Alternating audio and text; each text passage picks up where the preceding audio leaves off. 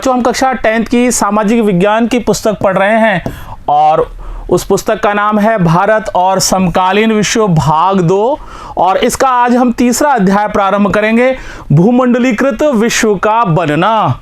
और आज हम जो इसमें सबसे पहले प्रारंभ में आधुनिक युग से पहले की जानकारी लेकर के देखेंगे। देखिए, भूमंडलीकृत विश्व का बनना आधुनिक युग से पहले क्या था, यानी आज से पहले, यानी थोड़े पुराने समय चलते हुए और भी पुराने समय की हम जानकारी करेंगे। तो देखो, सबसे पहले हम वैश्वीकरण की बात करते हैं। वैश्वीकरण की बात करें तो हम उस आर्थिक व्यवस्था की बात करेंगे जो अब से करीब 50-60 साल पहले ही रही थी। मोटे तौर पे 50-60 साल पुरानी जो व्यवस्था थी, आर्थिक व्यवस्था, उसकी बात होती है उसमें। वैश्वीकरण की जब हम बात करते हैं तो हम उस आर्थिक व्यवस्था की बात करते हैं जो मोटे तौर पर पिछले लगभग 50 सालों में ही हमारे सामने आई है। लेकिन इस अध्याय के अंदर तो हम भूमंडलीकृत विश्व के बनने की प्रक्रिया का अध्ययन करेंगे कि कैसे भूमंडलीकृत विश्व बना, पूरा संसार कैसे एक हुआ, एक जगह से दूसरी जगह पर लोग गए, व्यापार के लिए गए, काम के लिए गए और उसके साथ साथ उनकी संस्कृतियों का भी आपस में एक दूसरे से आदान प्रदान होता रहा, जिसमें व्यापार या काम की तलाश में वो पूंजी के साथ में जाते थे और उसके अलावा बहुत सारी वो चीज़ों को भी इधर से उधर ले जाते थे। इसका एक लंबा इतिहास इसमें देखने को मिलता है, जिसमें व्यापार या काम की तलाश में लोगों का, पूंजी का और अन्य बहुत सारी चीजों का एक जगह से दूसरी जगह आने जाने का एक लंबा इतिहास रहा है। और अगर हम वैश्विक संपर्कों की बात करें, पूरे विश्व के एक दूसरे से संपर्क हो चुके हैं और अब हम हमारे इन वैश्विक संपर्कों की बात करें तो हमें उस समय के बारे में जानना अत्यंत आवश्यक है जिससे गुजरते हुए आज हम इस स्थिति में आए हैं, यानी सब हम एक हो गए हैं, पूरा संसार एक हो चुका है, तकनीकी ने पूरे संसार को एक कर दिया है। आज जब हम अपने वैश्विक संपर्कों को देखते हैं तो हमें उस समय के बारे में जानना चाहिए जिससे गुजरते हुए हमारी यह दुनिया ऐसी बनी है। अगर इतिहास की बात करें तो इतिहास के प्रत्येक दौर ने एक काम जरूर किया है कि मानव समाज को नजदीक लाने का काम किया है। जैसे जैसे इतिहास आगे बढ़ता चला गया, नए नए आविष्कार हुए, लोग एक स्थान से दूसरे स्थान पर ज्यादा आने जाने लगे और मानव समाज एक दूसरे से नजदीक होता गया, व्यापार के द्वारा, संस्कृति के द्वारा। इतिहास के हर दौर में मानव समाज एक दूसरे के नजदीक आता गया है और प्राचीन काल के अंदर जब यात्री, व्यापारी, पुजारी और तीर्थयात्री जब एक स्थान से दूसरे स्थान पर जाते थे तो वो ज्ञान, अवसरों और आध्यात्मिक शांति और उसके साथ साथ वो उत्पीड़न से शिकार भी होते थे। जब उत्पीड़न से शिकार होते थे तो वो अपने स्थान को बदलने के लिए वहां से दूसरी जगह पर जाकर के लंबी लंबी यात्राओं में दूर देशों में चले जाते थे। यानी प्राचीन काल से ही यात्री जाते थे, अपने कार्यों से जाते थे वो, और व्यापारी अपने व्यापार के कारण जाते थे, पुजारी भी एक स्थान से दूसरे स्थान पर यात्राएं करते रहते थे और तीर्थयात्री भी एक स्थान से दूसरे स्थान पर यात्राएं करने के लिए, तीर्थ करने के लिए वो जाते थे। तो उनके कारण बहुत सारे होते थे, उसका कारण ज्ञान भी होता था, उसका कारण अवसरों की तलाश के लिए भी जाते थे, वो आध्यात्मिक रूप से शांति प्राप्त करने के लिए भी जाते थे और उत्पीड़न के शिकार होने के कारण भी जाते थे। वो ज्ञान, अवसरों, आध्यात्मिक शांति और उत्पीड़न से बचने के लिए दूर दूर की यात्राओं पर जाते थे। जब वो इन यात्राओं पर जाते थे तो बहुत सारी चीज़ों को वो अपने साथ लेकर के जाते थे। वो लोग अपने साथ में बहुत सारा पैसा भी, बहुत सारे पैसे ले, क्योंकि पैसे की आवश्यकता होती थी तो पैसा लेके जाते थे। अपने मूल्यों को और संस्कार तो उनके साथ में जाता ही था, उसके बाद उनका हुनर भी जाता था। अगर कोई आविष्कार किए होते थे वो भी साथ में लेके जाते थे, उनके विचार भी उनके साथ साथ ही तो चलते थे और इनके साथ साथ वो बहुत सारी बीमारियों को और बीमारियों के कीटाणुओं को भी अपने साथ लेकर के वहां पहुंचते थे। अपनी यात्राओं में ये लोग तरह तरह की चीजें, पैसा, मूल्य, मान्यताएं, हुनर, विचार, आविष्कार और यहां तक कि कीटाणु और बीमारियां भी साथ लेकर चलते रहे हैं। और देख लीजिए 3000 ईस्वी पूर्व में हमारी जो समुद्री व्यापार होता था यहाँ से, और उस समुद्री व्यापार के द्वारा हमारी सिंधु घाटी सभ्यता के लोग उस इलाके से जुड़े हुए थे जिसे आज हम पश्चिमी एशिया के नाम से जानते हैं। 3000 ईस्वी पूर्व में ही समुद्रों से होने वाले व्यापार के माध्यम से सिंधु घाटी सभ्यता उस इलाके से भी जुड़ी हुई थी जिसे आज हम पश्चिमी एशिया के नाम से जानते हैं। यानी भारत के जो सिंधु घाटी सभ्यता के जो लोग थे वो पश्चिमी एशिया से उनके समुद्र के द्वारा व्यापार होता था। और आप ये देख लीजिए कि लगभग 1000 साल से भी पुराने साल से, और मालदीव के जो समुद्र हैं उन समुद्रों के अंदर कौड़ियाँ मिलती हैं, जो बजरी के साथ साथ कौड़ियाँ भी होती हैं, और वो कौड़ियाँ मिलती हैं, वो कौड़ियाँ चीन में और पूर्वी अफ्रीका के अंदर उनको मंगाया जाता था और अब भी मंगाया जाता है पैसे और मुद्रा के कार्य के लिए। 1000 साल से भी ज़्यादा समय से मालदीव के समुद्र में पाई जाने वाली कौड़ियाँ जिन्हें पैसा या मुद्रा के रूप में इस्तेमाल करते थे चीन वाले, और पूर्वी अफ्रीका वाले इनको पैसे या मुद्रा के रूप में काम में लेते थे, चीन और पूर्वी अफ्रीका तक पहुंचती रही हैं। कहां से आती थी? मालदीव के समुद्र से आती थी। और बीमारी फैलाने वाले ये जो कीटाणु थे ये भी इन लोगों के साथ में इधर से उधर यात्राएं करते रहते थे, और इन यात्राओं का इतिहास भी मिला है। 7वीं शताब्दी के बाद में ही इनका इतिहास मिला है, और 13वीं शताब्दी के बाद में तो बिल्कुल प्रत्यक्ष रूप से इनका जो प्रसार हुआ उसका इतिहास मिला है। बीमारी फैलाने वाले कीटाणुओं का दूर दूर तक पहुंचने का इतिहास भी 7वीं सदी से मिलता है, यद्यपि 13वीं सदी के बाद तो इनका प्रसार साफ ही दिखता है। अब देखिए यहाँ पर एक स्मृति शिला आपको दिखाई गई है जिसमें एक पानी का जहाज का एक चित्र है, और ये चित्र गोवा संग्रहालय से लिया गया है। 10वीं शताब्दी का निर्माण किया हुआ ये चित्र है। एक स्मृति शिला पर पानी के एक जहाज का चित्र गोवा संग्रहालय 10वीं शताब्दी का है। भारत के पश्चिमी तट के ऊपर भी ऐसी बहुत सारी स्मृति शिलाओं के चित्र आपको मिलेंगे, और उनके ऊपर भी समुद्र में जो जलयान जाते थे उनके चित्र उनके ऊपर अंकित हैं, जो इस बात को बताते हैं कि उस समय हमारे यहाँ समुद्री व्यापार का कितना जबरदस्त महत्व था। पश्चिमी तट के क्षेत्र में पाई गई 9वीं सदी की बाद की स्मृति शिलाओं पर जलपोतों की तस्वीरों से उस काल में समुद्री व्यापार के महत्व का पता चलता है। यानी जलपोतों के द्वारा समुद्री मार्ग से व्यापार किया जाता था, समुद्र के द्वारा व्यापार का बड़ा महत्व था। रेशम मार्ग, सिल्क रूट से जुड़ती दुनिया। देखिए रेशम मार्ग क्या था? रेशम मार्ग एक ऐसा मार्ग था जिसको सिल्क मार्ग भी कहते थे, और प्राचीन काल में बहुत दूर दूर के देश इस सिल्क मार्ग के द्वारा आपस में व्यापारिक और सांस्कृतिक दोनों ही रूप में आपस में एक दूसरे से जुड़े हुए थे। यानी इस मार्ग के द्वारा वो व्यापार करने भी जाते थे, और जब व्यापार करने जाते थे तो संस्कृतियों का भी एक दूसरी जगह पर आदान प्रदान होता रहता था।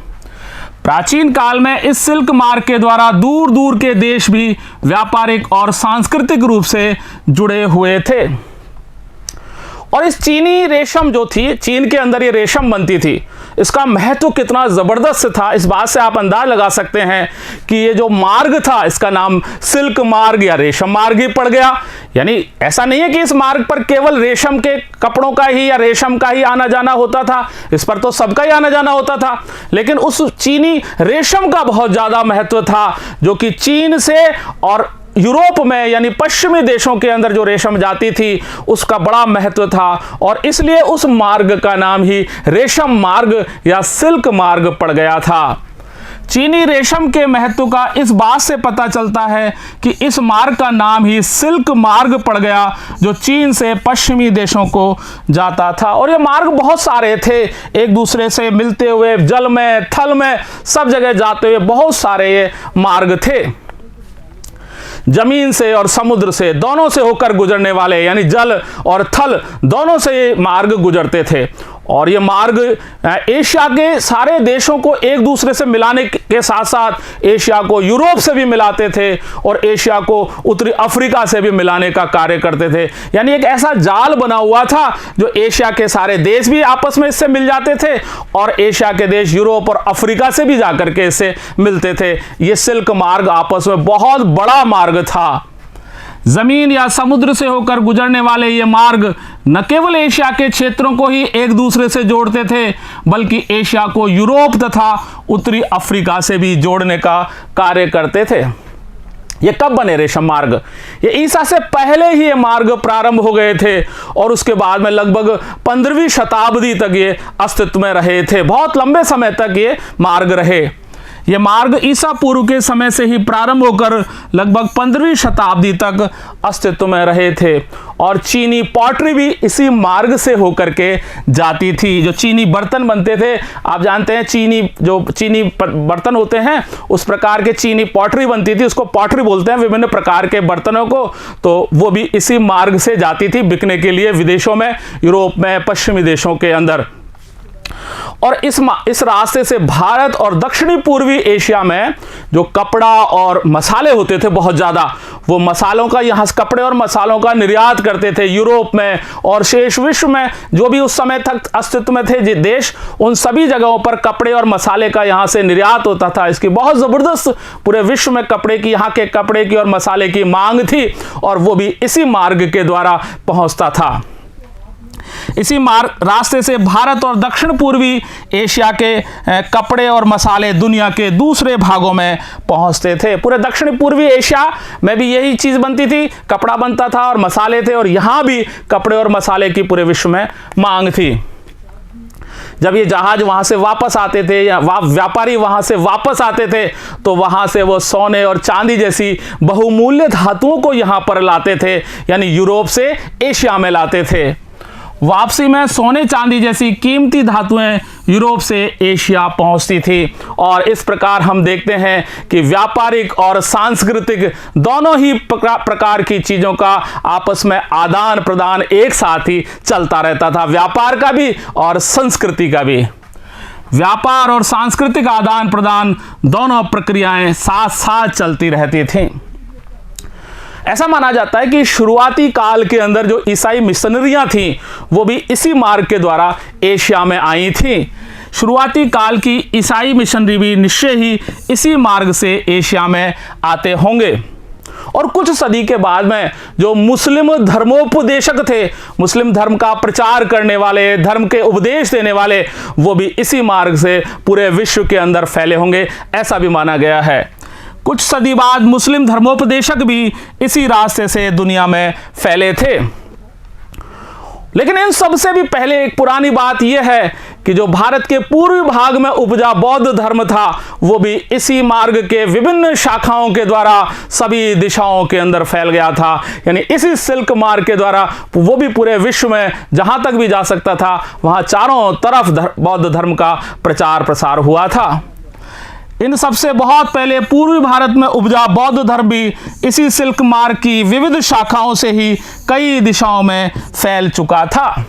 ये देखिए, आपको चीन की गुफा के अंदर पेंटिंग की हुई है, सिल्क मार्ग को इसमें दिखाया गया है। ये देखिए, यहाँ पर ये सिल्क मार्ग है, इसमें लोग जा रहे हैं और अनेक प्रकार के मार्ग एक दूसरे से मिलते हुए हैं। चीन की एक गुफा पेंटिंग में दर्शाया गया सिल्क मार्ग जो कि 8वीं सदी का ये चित्रित है और ये गुफा नंबर 217 में है जो कि मोगाओ ग्राटोस गंसू चीन के अंदर ये गुफा है। उस गुफा के अंदर पेंटिंग की हुई है, उसमें सिल्क मार्ग को दिखाया गया है और वो आपके सामने यहां पर है।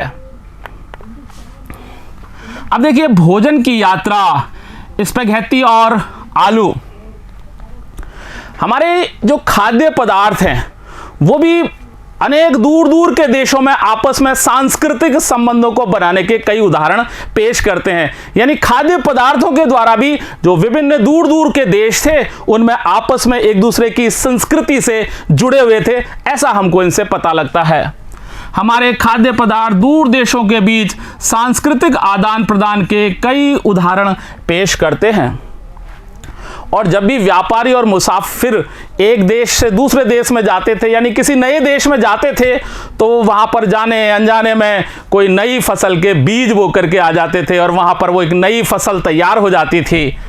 जब भी व्यापारी और मुसाफिर किसी नए देश में जाते थे तो जाने अनजाने में वहाँ नई फसलों के बीज बो आते थे और ऐसा माना जाता है कि दुनिया के बहुत सारे हिस्सों में मिलने वाला जो झटपट तैयार होने वाला खाद्य पदार्थ है उसका भी कोई एक साझा स्रोत ही रहा हो, वो सबके द्वारा ही मिलकर के बनाओ, ऐसा माना गया है। संभव है कि दुनिया के विभिन्न भागों में मिलने वाले झटपट तैयार होने वाले खाद्य पदार्थों के भी साझा स्रोत रहे हों। और इसका जो सबसे बड़ा उदाहरण देखने को मिलता है वो स्पैगेटी यानी पास्ता और नूडल्स के बारे में इसका उदाहरण देखने को मिलता है। अब देखिए, नूडल्स की बात करें अपन तो ऐसा माना जाता है कि नूडल्स जो है वो चीन से पश्चिमी देशों में पहुंचा था और वहां पर इसी से पास्ता का जन्म हुआ हो। माना जाता है कि नूडल्स चीन से पश्चिम में पहुंचे और वहां उन्हीं से पास्ता का जन्म हुआ हो। और ऐसा भी माना जाता है कि 5वीं शताब्दी में जब अरब यात्री इटली के सिसिली टापू पर गए थे तो वो अपने साथ पास्ता ले गए थे और उससे भी वो पास्ता का वहां पहुंचना हुआ हो, यानी पास्ता का प्रचार इस प्रकार से हुआ हो। यह भी संभव हो सकता है कि पास्ता अरब यात्रियों के साथ 5वीं सदी में इटली के टापू सिसिली पर पहुंचा हो। और इसी प्रकार के आहार तो भारत और जापान में भी मिलते हैं, तो इसलिए हम इनके जन्म के बारे में कोई अनुमान लगाएं ये बहुत आसान बात नहीं है कि हम ये पता लगा पाएं कि इनका जन्म वास्तव में कहाँ हुआ हो, कैसे हुआ हो, ये बहुत मुश्किल बात है। इसी तरह के आहार भारत और जापान में भी पाए जाते हैं, इसलिए हो सकता है कि हम कभी यह ना जान सकें कि उनका जन्म कैसे हुआ होगा। यानी इन नूडल्स का, इन पास्ता का, ये जो झटपट तैयार होने वाले जो खाद्य पदार्थ हैं इनका जन्म कैसे हुआ होगा ये पता ही नहीं लगता है, क्योंकि विश्व के अनेक स्थानों पर ये पाए जाते हैं और इसके अलग अलग स्रोत मिले हैं, साझा स्रोत मिले हैं। फिर भी इन अनुमानों के आधार पर हम एक निष्कर्ष जरूर निकाल सकते हैं कि इस आधुनिक काल से पहले वाले काल के अंदर विभिन्न जो दूर दूर के देश थे उनकी संस्कृतियां आपस में एक दूसरे से आदान प्रदान होती रही होंगी। फिर भी इन अनुमानों के आधार पर इतना जरूर कहा जा सकता है कि आधुनिक काल से पहले भी दूर देशों के बीच सांस्कृतिक लेन देन चल रहा होगा। यानी खाद्य पदार्थों से भी हम सांस्कृतिक आदान प्रदान का अनुमान लगा सकते हैं, क्योंकि एक जैसी चीजें विभिन्न देशों के अंदर पाई गई है, यानी कि वो संस्कृति का आदान प्रदान हुआ है। और ये वास्तव में कहाँ इसका जन्म हुआ यह पता लगाना बहुत ही मुश्किल है। अब देखिए, वेनिस और पूर्वी विश्व से आए हुए व्यापारी, एक तरफ वेनिस के व्यापारी हैं, एक तरफ पूर्वी विश्व से आए हुए व्यापारी हैं और ये चीज़ों की अदला बदली कर रहे हैं, व्यापार कर रहे हैं। वेनिस और पूर्वी विश्व से आए व्यापारी चीज़ों की अदला बदली करते हुए हैं। और ये मार्को पोलो की पुस्तक है, बुक ऑफ मार्बल्स से लिया गया है, जो कि 15वीं शताब्दी के अंदर उन्होंने लिखी थी। मार्को पोलो एक इटली का, वेनिस का रहने वाला एक यात्री था जो भारत में आने वाले रेशम मार्ग से जो यात्री आए थे उनमें प्रारंभिक यात्रियों में से एक था और उसने एक पुस्तक लिखी थी, बुक ऑफ मार्बल्स। और उस पुस्तक का ये चित्र है जिसमें व्यापारी एक दूसरे को सामानों का आदान प्रदान कर रहे हैं, व्यापार की प्रक्रिया इसके अंदर दर्शाई गई है। और देखिए, अब बहुत सारी चीज़ों की बात करते हैं हम कि आलू है, चाहे सोयाबीन है, चाहे मूंगफली है, चाहे मक्का है, टमाटर है, मिर्च है, शकरकंद है। ये ऐसी बहुत सारी अनेक प्रकार की ऐसी चीज़ें हैं जो अब से 500 वर्ष पहले हमारे पूर्वज तो इसको जान नहीं पाए होंगे कि ये चीज़ें क्या है, उस समय थी नहीं, खाना तो बहुत दूर की बात है। आलू, सोयाबीन, मूंगफली, मक्का, टमाटर, मिर्च, शकरकंद जैसे बहुत सारे दूसरे खाद्य पदार्थ लगभग 500 साल पहले हमारे पूर्वजों के पास नहीं थे। ये फिर कैसे आए? ये पदार्थ यूरोप और एशिया में प्रवेश इनका तब हुआ जब क्रिस्टोफर कोलंबस ने अमेरिका की खोज कर ली। गलती से वो भारत को खोजना चाहता था लेकिन गलती से हो गई थी किसकी? अमेरिका की खोज। तब ये जो पदार्थ थे तब ये यूरोप में और एशिया के अंदर आए। ये खाद्य पदार्थ यूरोप और एशिया में तब आए जब क्रिस्टोफर कोलंबस गलती से अमेरिका पहुंच गया था। यहाँ अमेरिका से तात्पर्य सभी, जैसे उत्तरी अमेरिका, दक्षिणी अमेरिका और कैरेबियन द्वीप समूह सबसे है, अकेला कोई यूएसए से नहीं है। यहाँ अमेरिका से मतलब उत्तरी अमेरिका, दक्षिणी अमेरिका और कैरेबियन द्वीप समूह सभी से है। और देख लीजिए, बहुत सारे खाद्य पदार्थ हमारे पास तब आए जब अमेरिका की खोज हुई, यानी जो अमेरिका के मूल निवासी थे उनके द्वारा हमको ये खाद्य पदार्थ बाद में मिले हैं।